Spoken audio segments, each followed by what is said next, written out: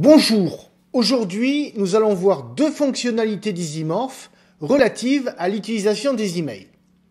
La première vise à aller récupérer des pièces jointes dans des emails qui vous sont envoyés.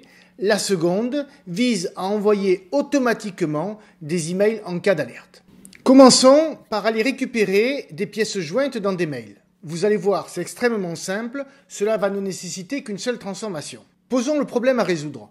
En tant qu'enseignant, j'ai demandé à des élèves de Master 2 de m'envoyer leurs devoirs sous forme de mail. Mon objectif est d'aller récupérer une pièce jointe et d'aller la sauvegarder dans un répertoire donné.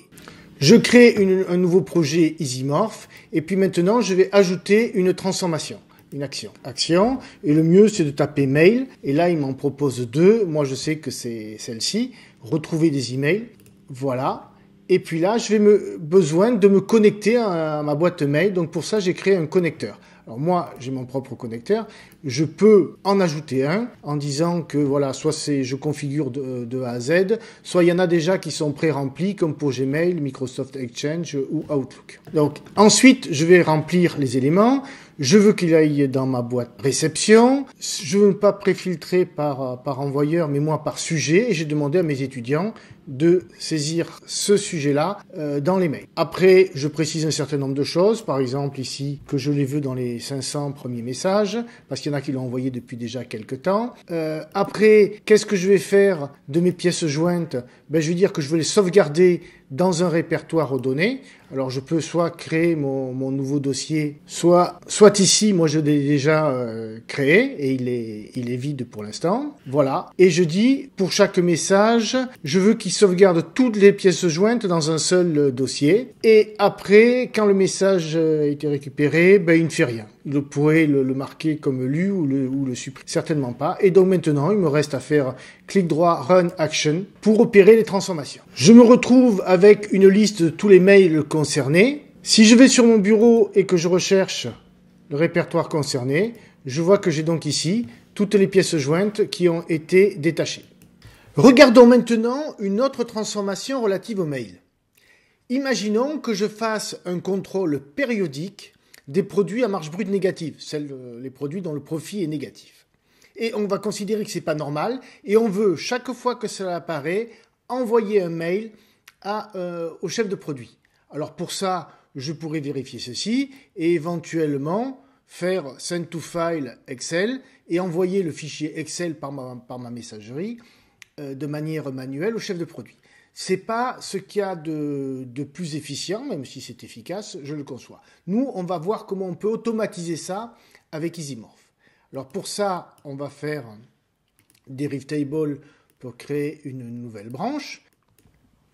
Je vais renommer ceci, mail d'alerte à envoyer.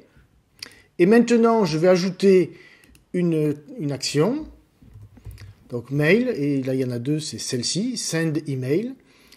Et là, je vais dire, voilà, je vais utiliser mon connecteur. Bon, pour cet exemple, je vais me l'envoyer.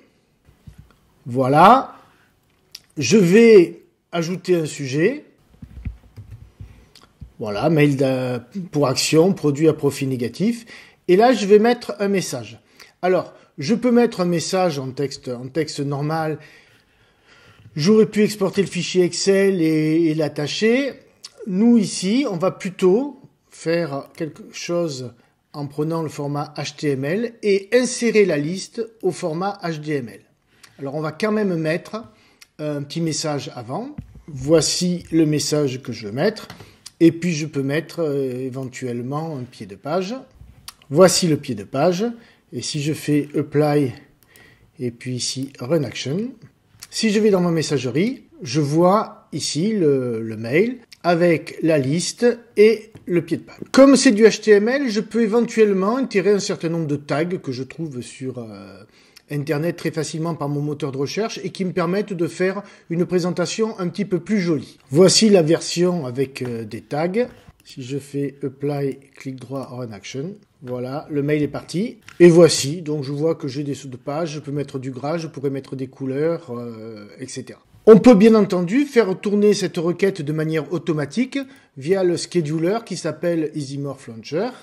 Donc voici, et là, je peux dire que cette tâche-là, si je la configure, et si je vais dans Scheduling, je peux la faire tourner tous les jours, ouvert à 5 heures du matin, par exemple. La question est toutefois, qu'est-ce qui se passe si ma liste est vide? Par défaut, il va quand même partir un mail avec une liste vide. Alors ça, c'est pas le comportement que l'on veut. Si l'on veut personnaliser et ne rien envoyer si la liste est vide, je vais ici et je vais personnaliser là en disant que l'action, il ne faut pas qu'elle tourne tout le temps, il faut qu'elle tourne qu'à une condition, et cette condition, je vais la choisir ici, si la table n'est pas vide. Et à ce moment-là, je vois que dans ce cas-là, maintenant que je l'ai programmé comme ça, je vois une petite coche. Imaginons que je filtre ici, que je sélectionne tous les produits et que je les exclue. Je vois que si ma liste ici est vide, à ce moment-là, rien n'a été exécuté parce qu'il n'y a rien à envoyer. Donc, en synthèse, voici les cas d'usage des actions email dans un workflow. Que ce soit en réception, c'est chaque fois que l'on veut récupérer des informations ou des pièces jointes contenues dans un mail.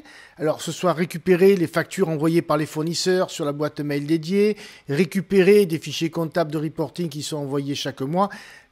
Ok, on peut les mettre sur un répertoire partagé, mais parfois, si je suis avec des filiales étrangères, c'est pas toujours possible. Ou alors, si c'est en sortie, toutes les alertes possibles. Que ce soit parce que je détecte un champ vide dans un ERP, que ce soit que je détecte une valeur erronée dans une fiche produit, une fiche client, une fiche fournisseur, des informations de paie non saisies, des produits en rupture.